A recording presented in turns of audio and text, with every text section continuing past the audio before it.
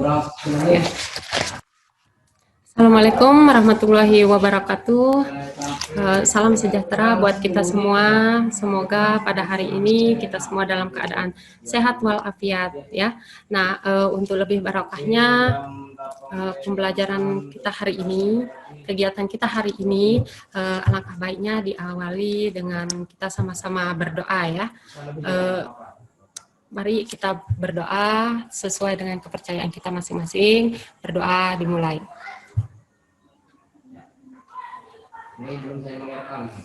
Berdoa selesai.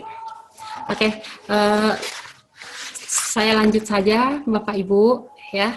Nah, untuk materi sekarang mengenai modul ajar ya. Nah, izin share Bu ya untuk pemaparan materinya.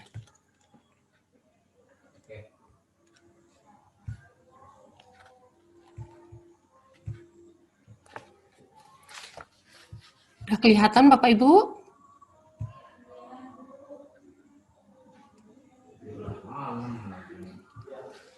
Kelihatan materinya Bapak Ibu? Sudah Bu, sudah terlihat. Sudah. Ya. Nah, saat ini kita akan membahas mengenai konsep modul ajar sama komponen modul ajar ya Bapak Ibu. Nah, konsep modul ajar di sini ya. Modul ajar adalah sejumlah alat atau sarana, media, metode, petunjuk, dan pedoman yang dirancang secara sistematis dan menarik. Ya, modul ajar merupakan implementasi dari alur tujuan pembelajaran yang dikembangkan dari capaian pembelajaran dengan profil pelajar Pancasila.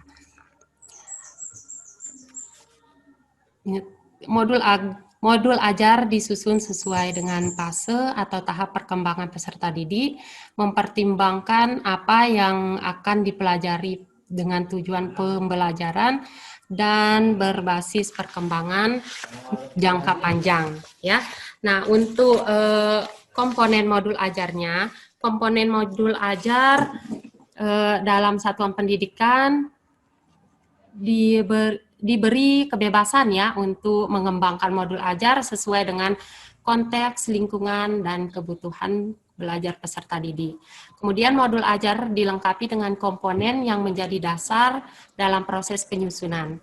Komponen modul ajar dalam panduan dibutuhkan untuk kelengkapan persiapan pembelajaran. Komponen modul ajar bisa ditambah sesuai dengan mata pelajaran dan kebutuhan Bapak Ibu di sekolah Bapak Ibu masing-masing ya. Nah, komponen modul ajar di sini ada 3 ya.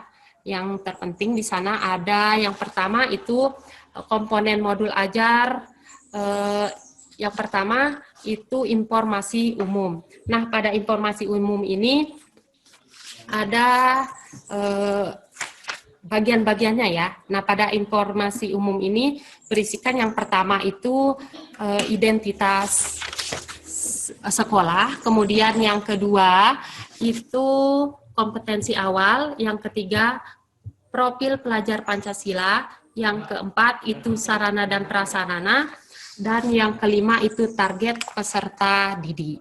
Yang keenam itu model pembelajaran yang digunakan oleh Bapak Ibu ya. Nah, untuk yang kompetensi untuk komponen yang kedua, komponen modul ajar yang kedua itu kompetensi inti. Nah, kompetensi inti di sini berisikan yang pertama itu tujuan pembelajaran, kemudian yang kedua pemahaman bermakna, kemudian yang ketiga itu pertanyaan pemantik, yang keempat itu persiapan pembelajaran, yang kelima kegiatan pembelajaran, yang keenam asesmen, dan yang ketujuh pengayaan dan remedial. Nah, yang kedelapan di sini refleksi peserta didik dan guru. Nah, untuk yang komponen modul ajar yang ketiga itu kesimpulan ya. Nah, kesimpulan di sini berisikan lembar kerja peserta didik, kemudian bahan bacaan guru dan peserta didik, kemudian yang ketiga itu glosarium, dan yang terakhir itu daftar pustaka. Nah, Selanjutnya melanjutkan kegiatan Bapak Ibu yang kemarin ya, dari sesi asinkronus yang kemarin. Nah, sekarang Bapak Ibu mempresentasikan modul yang udah Bapak Ibu buat ya. Perwakilan saja mungkin satu kelompok satu, silahkan Bu Indri bisa mempresentasikan modul yang sudah dibuat kemarin ya. Komponen itu. Sebentar Bu. Iya. Sudah Bu? Baik. Ya, baik sudah. Baik, Ibu dan Bapak sudah terlihat untuk modul ajarnya? Sudah Bu, sudah terlihat. Baik ya. Baik, untuk modul ajar yang telah saya buat, di sini saya mengambil materinya itu adalah klasifikasi makhluk hidup untuk kelas 7. Di sini untuk yang pertama ya, untuk informasi umumnya di sini saya tampilkan mulai dari satuan pendidikan, lalu kelas gitu ya, mata pelajarannya, materi pokoknya klasifikasi makhluk hidup dengan alokasi waktunya 2 kali 45 menit, di mana kompetensi awalnya ini adalah mengklasifikasikan makhluk hidup dan benda tak hidup berdasarkan karakteristik yang diamati. Di sini juga poin yang ada di informasi umum itu adalah profil pelajar Pancasila, di mana diharapkan siswa itu dapat mandiri, bernalar kritis, dan juga bergotong royong. Lalu sarana dan prasarana ini yaitu adalah lembar kerja peserta didik. Di sini karena akan melakukan pembuatan media, ya dibutuhkan alat dan bahannya itu multiplex, penggaris, dan juga spidol permanen. Dengan targetannya itu adalah peserta didik dapat membedakan antara makhluk hidup dengan benda tak hidup dengan pengamatan lingkungan yang dilakukan. Dengan model pembelajarannya ini adalah model pembelajaran untuk tatap muka, di mana di sini adalah observasi, pengamatan, dan juga diskusi. Untuk kompetensi intinya, di sini tujuan pembelajarannya itu adalah peserta didik mampu membedakan antara makhluk hidup dengan benda tak hidup dengan pengamatan yang dilakukan secara berkelompok, di mana pemahaman maknanya ini yaitu dengan melakukan simulasi, pengamatan, dan juga diskusi. Selain itu juga tanya jawab, penugasan, serta proyek. Peserta didik ini mampu melakukan klasifikasi makhluk hidup dan benda tak hidup berdasarkan karakteristik yang diamati. Di mana pertanyaan pemantiknya untuk memulai pembelajaran ini di sini saya secara kontekstual ya, bagaimana ketika mobil mempunyai sebagian besar ciri dari makhluk hidup, bisa bergerak, peka terhadap rangsang karena jika dipegas, jika pedal gas diinjak, mobil akan melaju, butuh makanan yaitu bahan bakar dan oli, mengeluarkan sisa metabolisme dari knalpotnya. Namun kenapa mobil ini tidak dikategorikan sebagai benda tak hidup begitu ya. Nah, di sini adalah pemantiknya. Nah, lalu di sini kegiatan pembelajarannya ya, dimulai dari berdoa bersama, melakukan absensi begitu ya. Lalu membahas kesepakatan kelas. Nah, lalu juga di sini yang pertama ini guru memberikan kuis singkat ya, di mana kuis singkat ini adalah untuk memberikan kesiapan kepada siswa ya, baik itu secara keadaan emosionalnya begitu, apakah siswa ini sudah siap atau belum begitu dalam mengikuti pembelajaran. Selanjutnya di sini juga melakukan penayangan video motivasi. Nah, ini adalah biasanya dilakukan itu adalah agar siswa ini merasa termotivasi begitu ya, apalagi kalau misalnya pembelajarannya ini di waktu siang begitu ya, di waktu siang biasanya motivasi belajar peserta didik ini menurun begitu ya, jadi dibutuhkan motivasi. Lalu setelah itu guru membagi kelas menjadi 4 kelompok besar ya, untuk melakukan diskusi kelompok dan juga pengamatan benda-benda di sekitar mereka.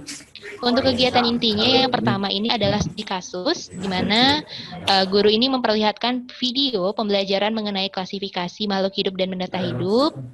Selanjutnya nanti siswa ini akan mengidentifikasi ya, dengan diberikan studi kasus, di mana ya membuat media identifikasi ciri-ciri makhluk hidup dan benda tak hidup secara berkelompok, di mana setiap kelompoknya ini beri waktu selama 20 menit untuk berdiskusi, dan juga dapat bekerja sama dan mampu mempresentasikan hasil diskusinya. Lalu guru dan peserta didik bersama-sama menyimpulkan hasil diskusi, dan juga guru memberikan kesempatan peserta didik untuk bertanya. Lalu setelah itu guru mengajak peserta didik untuk mengamati lingkungan sekitar, begitu ya. Jadi di sini siswa secara langsung ya, praktek secara langsung di lingkungan sekolah untuk melihat begitu ya bagaimana tentang perbedaan makhluk hidup begitu ya dan juga benda tak hidup dan juga perbedaan cirinya.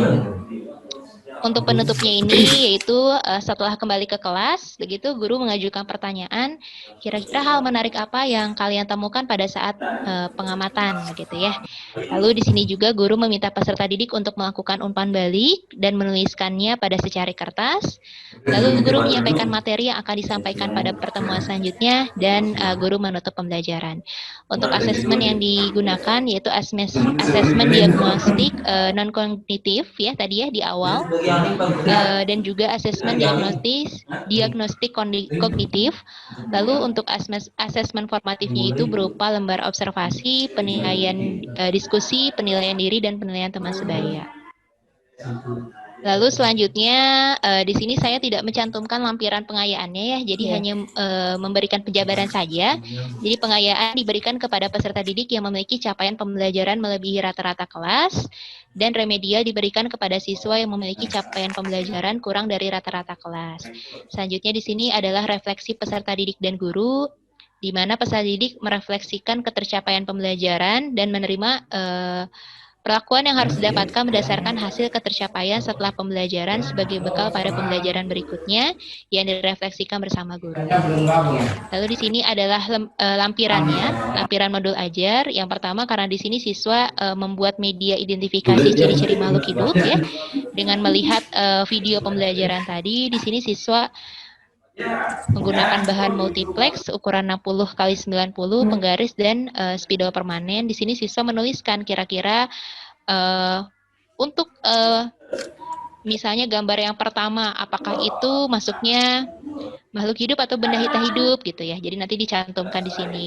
Lalu kira-kira kalau misalnya benda itu makhluk hidup kira-kira ciri-cirinya seperti apa? Apakah bernafas, bergerak begitu ya atau bisa beradaptasi dengan lingkungan dan lainnya. Lalu selanjutnya lampiran kedua ini adalah bahan bacaan. Nah, untuk bahan bacaannya sendiri menggunakan buku paket IPA terpadu untuk SMP atau MTS kelas 7 kurikulum 2013. Lalu di sini juga menampilkan glosarium dan yang terakhir adalah lampiran daftar pustaka. Mungkin itu Ibu untuk hasil modul ajar kami, begitu ya Bu ya? Mungkin untuk Bapak dan Ibu sekalian mungkin ada yang mau ditanyakan, ada yang mau ditanggapi, atau mungkin ada yang mau menambahi, saya persilahkan. Ya, ayo dari Bapak Ibu izin mungkin bertanya. Oh ya, ayo Bu Yunas. Boleh? Yuningsih ya? Oh iya. Iya. Kalau bisa dilihat yang paling atas Bu, yang informasi umum. Oh iya.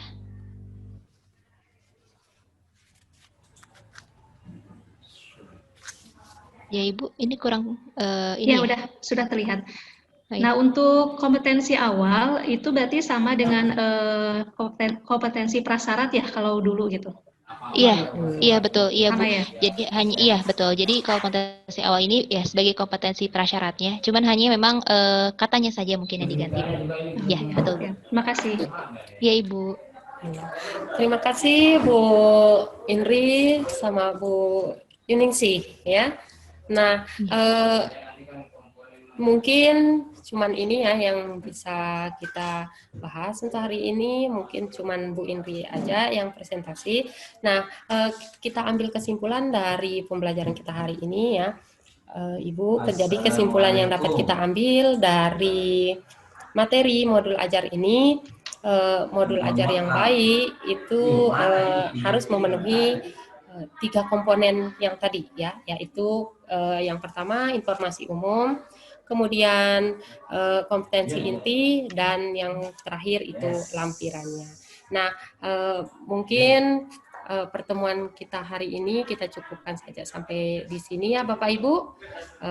Tidak lupa kita ucapkan hamdalah untuk mengakhiri Alhamdulillah kegiatan kita hari ini.